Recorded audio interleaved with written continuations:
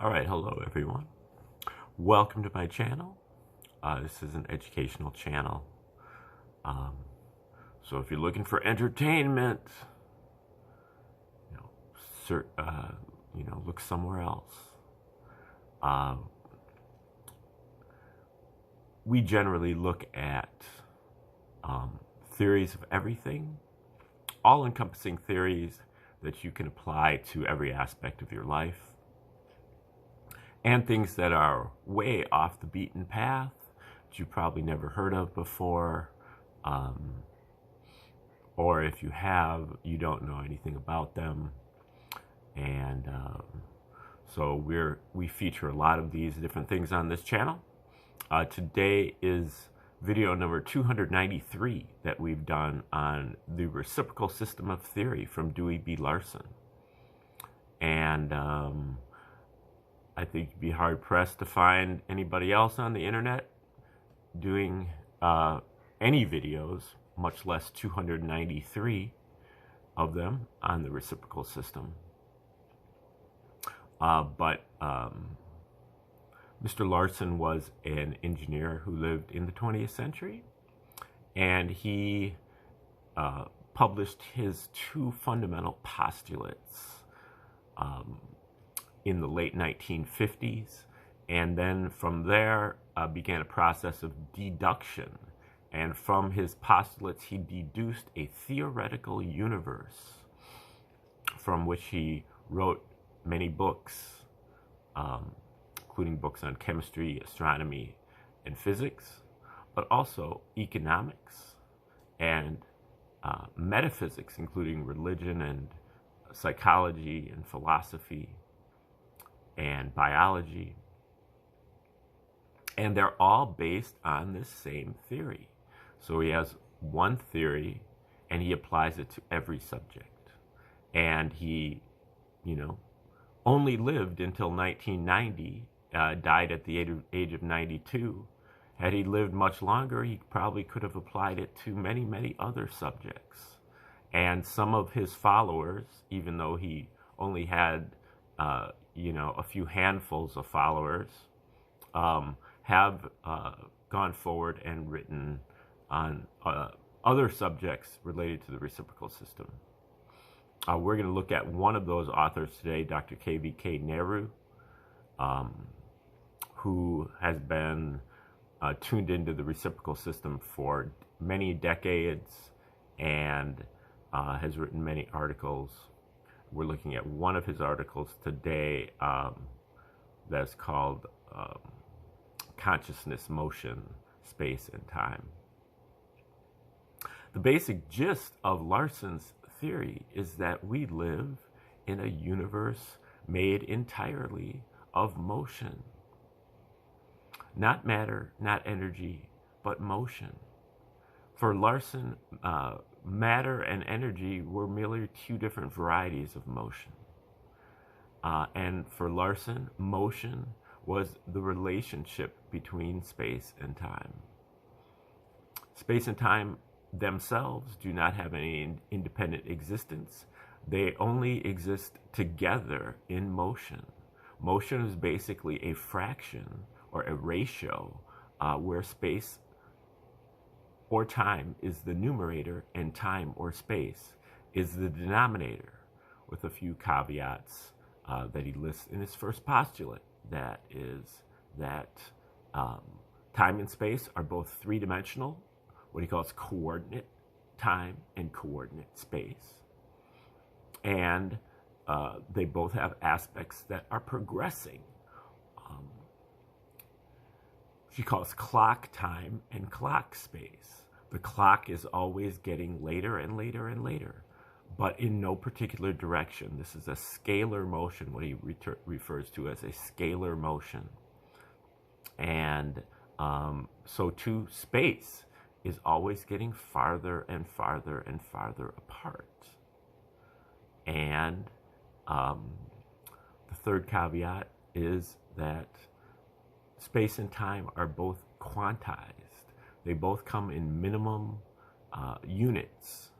There is no continuity. They come in chunks. You have to have one full chunk of space to have space. You have to have one full chunk of time to have time.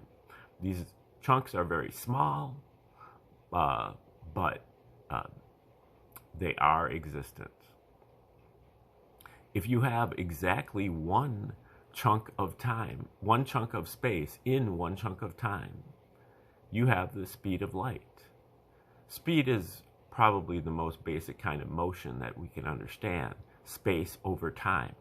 The bike is moving 20 miles per hour, 20 miles of space in 1 hour of time. But if you have one unit of space in 1 unit of time, you have the speed of light. The speed of light is what Larson calls unit speed, and it is also the background or the null point or the neutral point or the 0 point or the ether of this universe. There's half of the universe that's moving faster than the speed of light and half that's moving slower than the speed of light. Now, when you have reciprocals, like you have space and time being reciprocals, in a reciprocal system, you're talking about a multiplicative system, not an additive system. And so the center point is 1 unit, not 0. Okay, so in legacy science, they'll be making their measurements from 0. And on one side, it would be plus 1, plus 2, plus 3, plus 4, plus 5.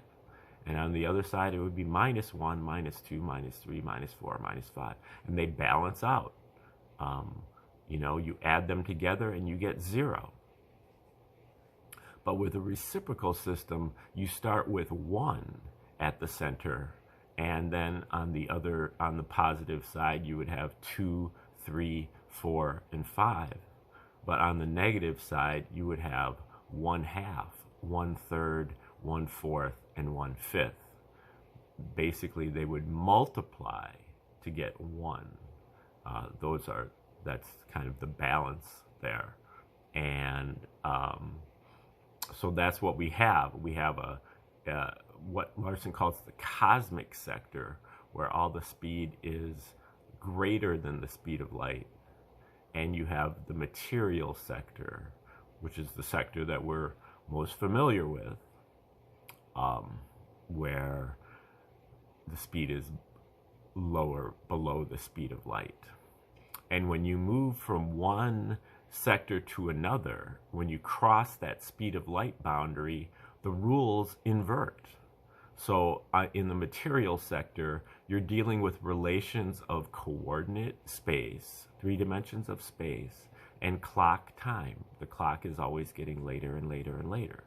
But if you cross that speed of light boundary and you move into the cosmic sector, then you're dealing with relations of coordinate time, 3 dimensions of time, and clock space, where space is getting farther and farther and farther apart. So that's just one example of how the rules invert when you cross that unit speed boundary. Now, there are 2 other boundaries in this universe which have to do with unit space and unit time.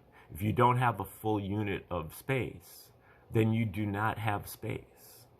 And so you only have time. And Larson refers to that as the time region. That is the region of action of less than 1 unit of space. So basically the microcosmic or microscopic.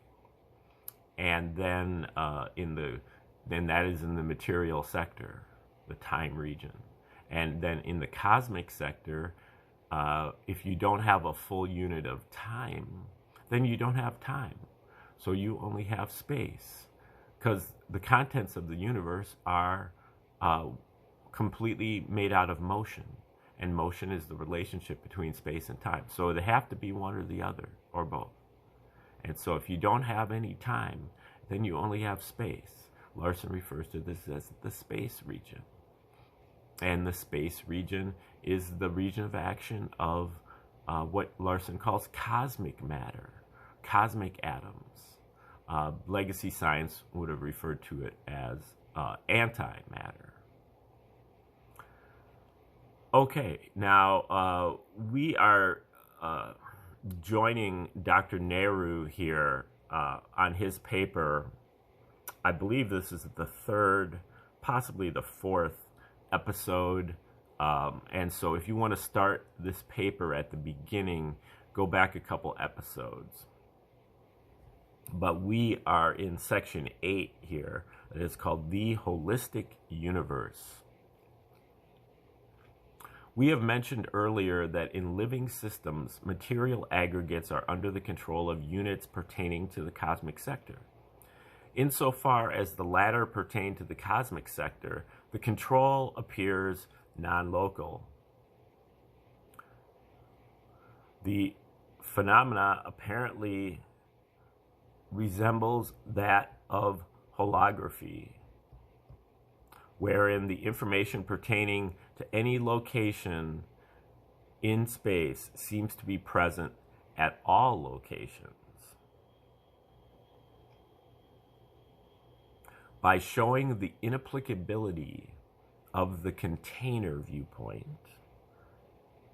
to living and intelligent systems, the reciprocal system cuts the ground under materialism. Now, again, the container viewpoint is what kind of the crux of his paper is here, is that the paradigm for thousands of years in all people, scientifically inclined, even the ones who thought that the universe was made out of motion, was that space and time are the container of the universe. The action is going on within space and time.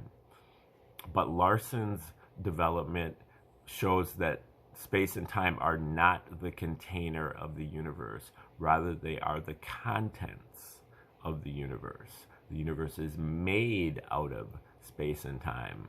It's not the stage on which the performance is occurring. It's the actors. Okay, now back to Dr. Nehru. In the metaphysical sector of the universe, whole, W-H-O-L-E, is not just a sum of parts, as it is in the material sector. I'm saying in the metaphysical sector of the universe, whole is not just the sum of its parts, as it is in the material sector. It is a gross mistake to envision the laws of the metaphysical sector as identical to those of the material sector. Now, the metaphysical sector, again, is beyond space and time.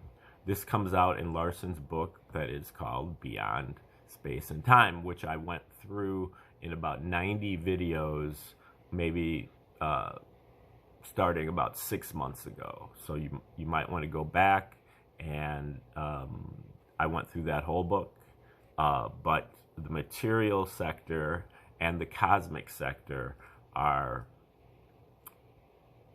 basically both material, but the metaphysical sector goes beyond both the material and the cosmic sectors. So it is a gross mistake to envision the laws of the material sector as identical to those of the material sector. Once we succeed in emancipating from the container viewpoint, we regain the holistic perspective that is characteristic of the metaphysical sector. Unity of life, brotherhood, and love turn out to be the natural outcome of such realization.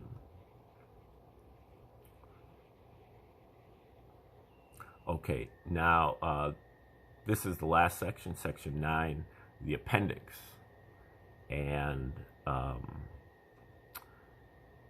the two motions that govern the universe are the ever-present space-time progression and the gravitation.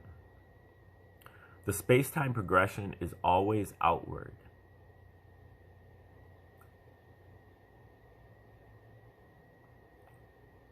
This manifests as a continuous outward expansion of space, coupled with an outward progression of time. This is what Larson refers to as the progression of the natural reference system. On the other hand, the natural direction of gravitation is inward, as it opposes the progression.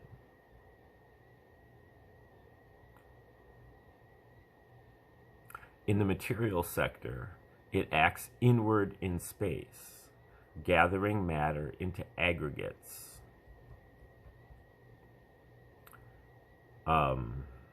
Now, just remember, though, that in the time region and in the space region, that is within the unit space and unit time boundaries, the rules invert again. And so if you cross into the time region if you're in the material sector and you cross into the time region, the rules invert. So in the material sector, gravitation is acting inward and the progression is acting outward. But if you cross into the time region, it inverts and gravitation begins to act outward and the progression acts inward. And so the cohesion of atoms is actually due to the progression, and the expansion of atoms of like the interatomic distance is caused by gravitation. And the same thing is true in the space region. The rules invert. Anytime you cross a unit boundary, you're going to have a change of the rules. In the cosmic sector, gravitation still acts inward, but it acts inward in time. Thus, the structures of the cosmic sector move inward in time, while those of the material sector move outward in time. Okay, and then in the space region, the small region within the cosmic sector, the rules invert again, and the everything is still in time, but the gravitation acts outward in time and the progression acts inward in time. We see in such a situation apparently more order coming out of less order in a natural manner. And so, you know, in the material sector, you're dealing with entropy, chaos, while in the cosmic sector, you are dealing with control, or negative entropy. So that is kind of telling. So that's the end of that paper. And I wanted to do a couple more of Nehru's papers. He has a paper here on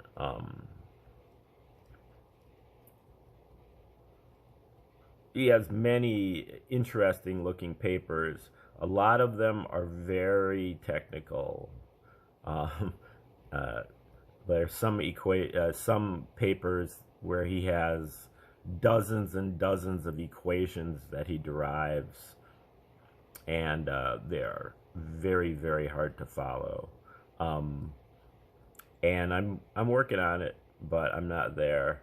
But I did want to look at Larson's paper, Nehru's paper on a couple of different subjects.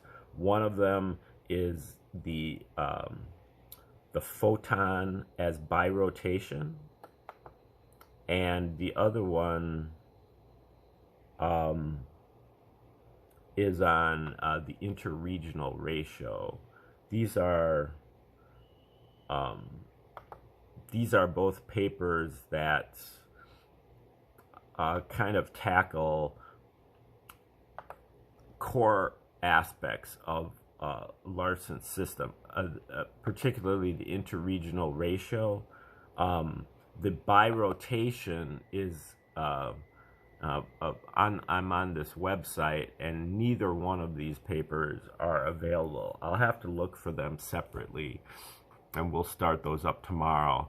But birotation is an innovation that Nehru is actually bringing to the reciprocal system for the idea of the photon.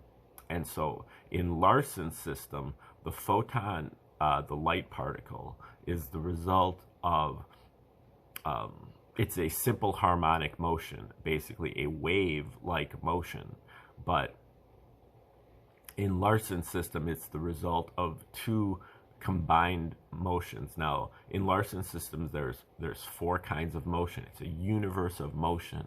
There are four kinds of motion. There is a translational motion. There is a vibrational motion.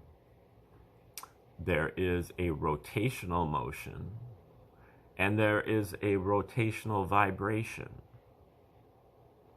And, you know, these can come in multiple dimensions, but and they can come in multiple directions, but those are the basic motions. Now, for Larson, the photon is a combination of a translational motion and a vibrational motion occurring 90 degrees out of phase from the first. So when you combine those two motions, you get a sine wave.